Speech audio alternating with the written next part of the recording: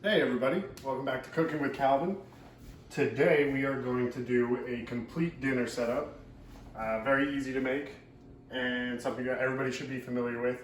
So we are going to be making our own stuffing here and a pork tenderloin to go along with it. So if we come over to here, the list of ingredients that we need for this very simple thing is fresh herbs, whether that be I have sage, thyme, and rosemary going into it. Could do any type of herb you'd like. That's just a very key essential thing because it's going to be the aromatics for it, it's going to be the flavoring for it.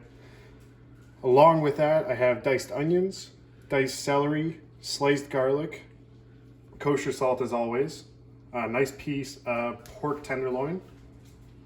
I have 2 eggs, I have half a stick of butter, I have water, and I have diced up bagels. So I just happen to have bagels lying around the house that were gonna go stale. So this is a really good thing. You're not gonna waste any bread, anything like that, because you're going for the stuff that's old, stale, you're about to throw away. Cube it up, save it, and let's make it into stuffing. And the more stale it is, the actual better product that you're going to make. So, without further ado, let's go for it. So we are going to go on a medium-high heat over here, and then we want a nice general portion kosher salt right on top. So this is the side that's going to actually go down in our oil to start searing off. What we're looking to do here is sear off all the sides of the pork before we put it into the oven. So the thing that I like to do, instead of traditional stuffing, you would make a stock where you'd have a stock to go along with it, and that would be most of the liquid that's going into there. But what we're going to be doing with this method is we're cooking the pork in this pan, we're taking it out, putting all the vegetables into there, so that's going to catch the actual flavor of the pork. So all those flavors working together, we're going to get the scraps of pork, and then when we actually lay it out, we're going to put the stuffing on the bottom, pork right on top, and seal it in. As the pork cooks, then it's actually dripping and rendering right down, letting gravity do the work. Stuffing's going to absorb all the flavor from that pork tenderloin. So that's why we really, in my opinion, you're adding a stock to it, it's going to add too much sodium to it. It's going to kind of blend the flavors together in a way that I don't like. So this is the method that we do. So now we have this going. We want to do our test piece. Just kind of flick some kind of moisture into there. You don't want too much, otherwise it'll backfire onto you. But just a little bit to tell you, like, oh, it's getting hot. It's getting right about where we need to be. I put olive oil into mine. Again, we're adding layers and layers and layers of this flavor. Starting off with extra virgin olive oil instead of canola oil. So all of this together, we're kind of creating something that's better than what we've had. So now it should be time. So we're going salt side down first.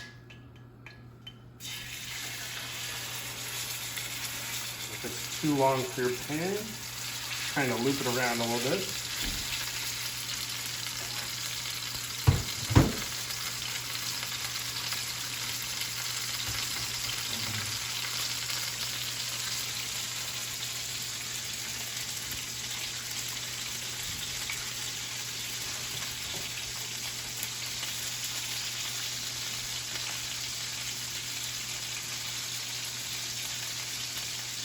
Now we want to make sure that we're getting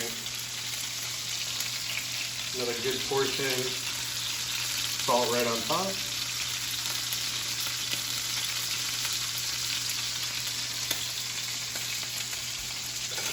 Now this should be going quick because we're just getting an outer crust onto it. We're just getting a good sear on every side. So we want to see that little bit of color that comes along with it.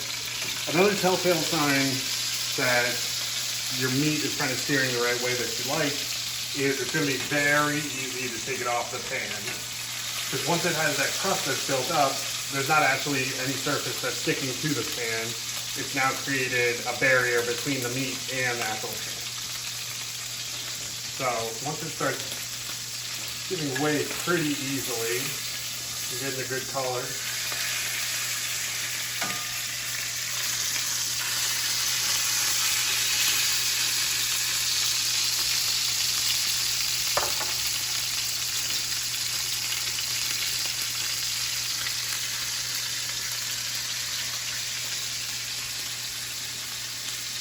So now we're preheating our oven. I'm gonna go 325. Some of these parts, the two sides are gonna be very easy on the pork tenderloin. The other ones you might have to hold up. It might not stay positioned because you wanna sear off all four sides so you have a complete barrier, and it's kind of sealing in some of the moisture that's on the inside.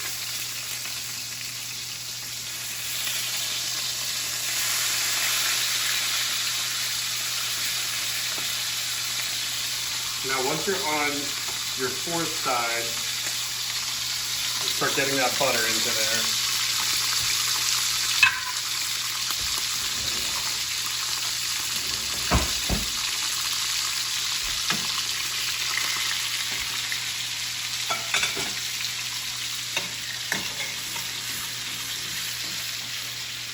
Kind of mixing that with the oil, bring it down to one end, and now we just kind of want to spoon it on top.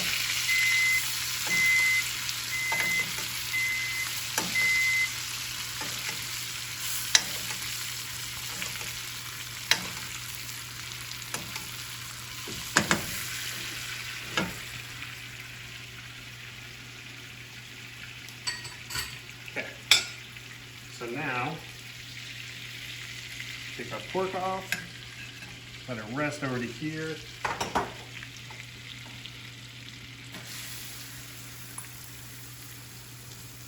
And we want to get all of our vegetables into there.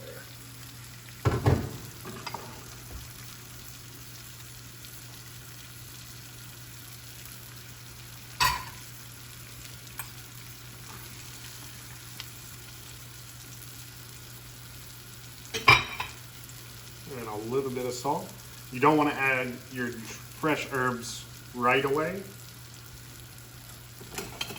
Fresh herbs are a pretty delicate thing. So that'll be kind of something to finish it. Right now we're just worried about getting these cooked just a little bit.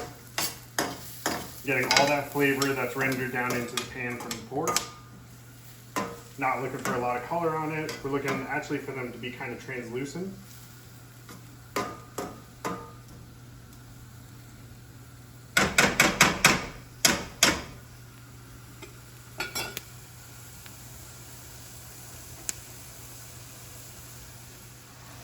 Okay, so now we can start to see everything's becoming translucent.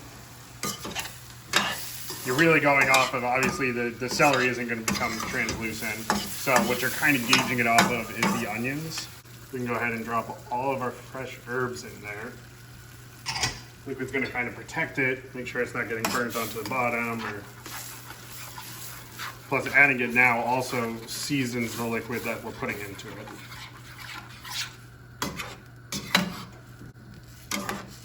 Key thing is that we have enough liquid to coat our stale bread.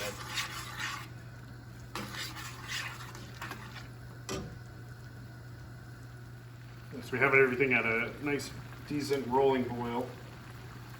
So now we want to add in our extra liquid.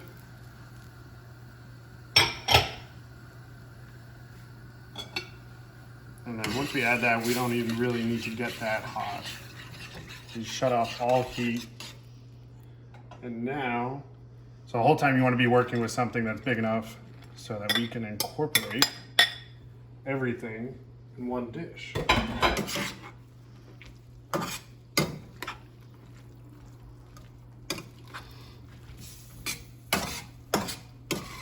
And you just stir it together. And you don't want to do this too roughly because you're going to break up the bread and then you're just going to get a big plate of mush and Thanksgiving is ruined. So let's avoid that. Now we have that all incorporated. The tricky part is the scrambled eggs. So I have 2 scrambled eggs that I have to incorporate into here that I don't want to overcook. So I don't want them to really scramble in the sauce. So a technique that we've used before is getting a little bit of the hot liquid incorporated with the eggs, bringing up the temperature of the eggs slowly.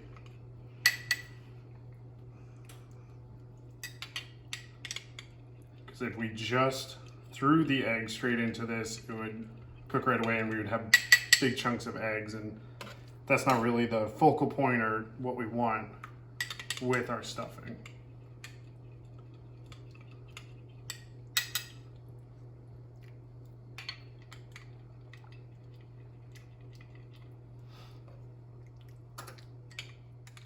So now we have it to the temperature that we need it to. You kind of feel it with your hand, but good measure of it is if you kind of double what you have in your container.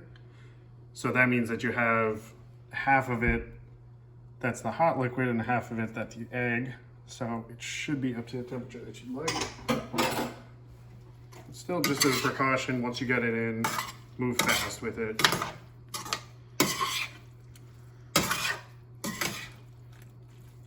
And what you're kind of doing is you're scraping the sides of it, getting it to the center, just pushing it over. Scraping the sides, pushing it towards the center, pushing it over. When you do that, the opposite. With that, that's how you can get it to delicately go about. So now, you gotta get ready to put it in the oven, flatten it all out. Let's get our pork onto there. And now we're gonna cover this with aluminum foil. We're gonna put it into the 325-degree oven for about 45 minutes. We're gonna check it.